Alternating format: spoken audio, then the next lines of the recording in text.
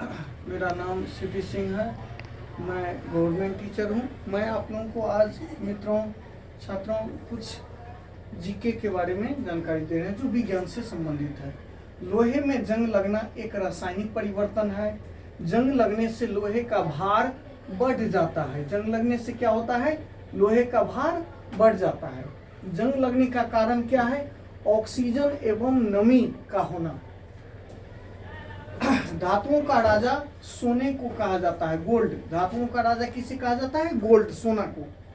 पृथ्वी के केंद्रीय भाग यानी कि कोर में सबसे अधिक निकेल, उसके बाद लोहा पाया जाता है। इसे नीफे कहा जाता है।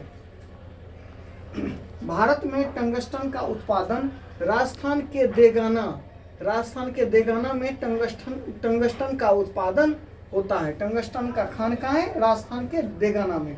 न्यूट्रॉनों को आवेशित करने के गुणों के कारण जिरकोनियम, कैडमियम एवं बोरॉन का उपयोग नाभिकीय रिएक्टर में किया जाता है। किसका उपयोग किया जाता है? न्यूट्रॉन को आवेशित करने के गुणों के कारण जिरकोनियम, कैडमियम एवं बोरॉन का उपयोग नाभिकीय रिएक्टर में किया जाता है।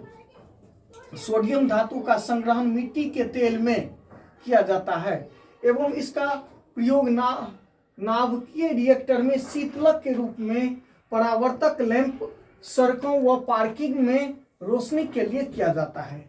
सोडियम धातु का संग्रह कहाँ होता है? मिट्टी के तेल में एवं इसका प्रयोग नाभिकीय रिएक्टर में होता है। सोडियम धातु का प्रयोग शीतलक के रूप में, परावर्तक लैंप और सड़कों या पार्किंग में रोशनी के लिए। प्लास्टर ऑफ पेरिस जिप्सम से बना होता है। लिथियम सबसे हल्का धात्विक तत्व है। लिथियम क्या है? सबसे हल्का धात्विक तत्व है।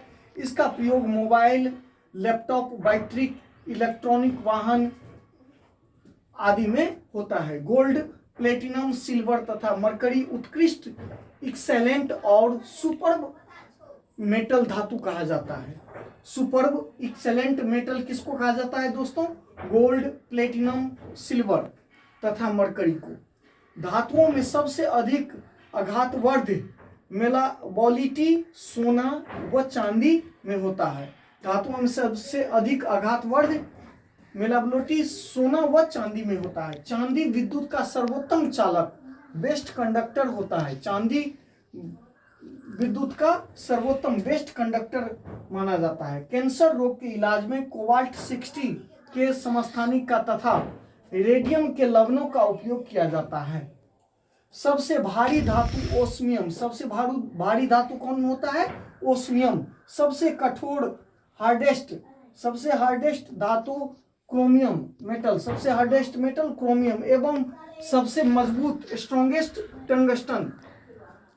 Heaviest osmium, hardest chromium, strongest tungsten. आतिशबाजी के दौरान हरा रंग बेरियम की उपस्थिति के कारण तथा लाल चटक रंग स्ट्रोंशियम की उपस्थिति के कारण उत्पन्न होता है। नाइक्रोम निकेल, क्रोमियम और आयरन का मिश्र धातु है। नाइक्रोम निकेल, क्रोमियम और आयरन का मिश्र धातु है। विद्युत हीटर की कुंडली नाइक्रोम का ही बना होता है। बारूद 75% पोटेशियम होता है बारूद में। नाइट्रेट 10% होता है और गंधक 15% होता है। चारकोल व अन्य पदार्थों का मिश्रण होता है। वायुयान के निर्माण में पेलोडियम धातु का प्रयोग किया जाता है। टाइटेनियम को रणनीतिक धातु, स्ट्रेटेजिक मेटल कहा जाता है। टाइटेनियम को क्या कहा जाता है? रणनीतिक धातु, स्ट्रेटेजिक मेटल कहा जाता है। इसका उपयोग रक्षा उत्पादन में होता है। साथ ही वायुयान का फ्रेम तथा इंजन बनाने में, नाभिकीय रिएक्टरों में इसका उपयोग होता है। जिंक फॉस्फाइड का उपयोग चूहा विष के रूप में होता है। जिंक फॉस्फाइड का उपयोग चूहा विष के रूप में होता है। जिंक ऑक्साइड को जस्ते का फूल कहा जाता है। जिंक ऑक्साइड को क्या कहा जाता है? जस्ते का फूल। आयरन पायराइट्स FeS2 को झूठा सोना, आयरन पायराइट्स को झूठा सोना या बेवकूफों का सोना कहा जाता है। आयरन पायराइट्स को झूठा सोना या बेवकूफों का सोना कहा जाता है। ऑरिक क्लोराइड का उपयोग सर्प विषरोधी सुई बनाने में होता है। ऑरिक क्लोराइड का उपयोग सर्प विषरोधी सुई बनाने में होता है। प्लैटिनम को सफेद सोना कहा जाता है। प्लैटिनम को किसको सफेद सोना कहा जाता है? प्लैटिनम को सफेद सोना कहा जाता है। उसके बाद मरकरी Hg यानी कि पारा एकमात्र तरल धातु है। ओनली वन लिक्विड मेटल, जिसे हम क्विक सिल्वर के नाम से भी जानते हैं। इसका उपयोग थर्मामीटर एवं बैरोमीटर में इस्तेमाल होता है। मरकरी जो एकमात्र लिक्विड मेटल है, इसको हम क्विक सिल्वर भी कहते हैं और इसका प्रयोग थर्मामीटर और बैरोमीटर में इसका इस्तेमाल होता है।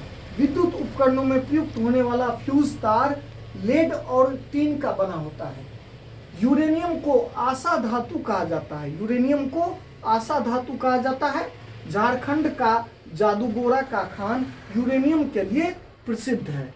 थैंक यू दोस्तों, नमस्कार।